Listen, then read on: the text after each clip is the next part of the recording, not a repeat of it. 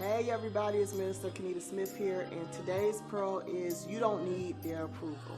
Now I'm coming from John chapter 5 verse 24, where he says your approval means nothing to you. Now listen, as humans, we want people's approval. We want people to agree with us, and that's okay because the Bible talks about the fact that agreement is powerful. But where it becomes an issue is when we allow people's agreement with us to dictate the validity of our call or what God has us doing in business or the things that we just feel naturally we should be doing, right? So whenever we allow other people's thoughts and opinions to get in the way of what God has called us to do, that's when it becomes an issue. But many of us should know that people's agreement doesn't dictate God's agreement.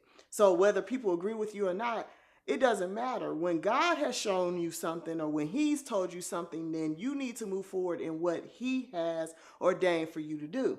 Listen, when David was to become king, he didn't ask for his father's approval, his brother's approval. When Samuel anointed him, he went forth in believing what God said was for him to do.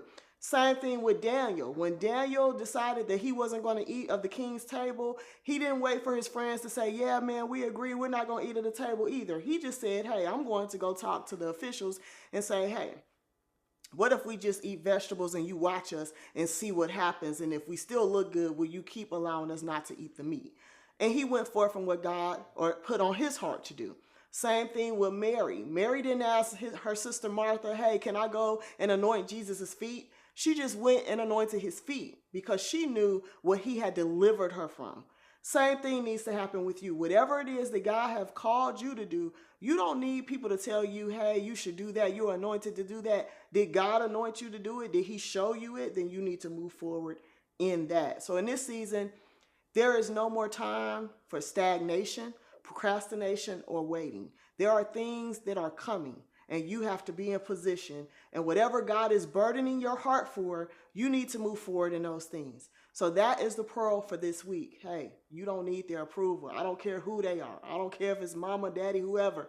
You don't need their approval to go forth in what God has called you to do. So go forward, and I'll see you next week.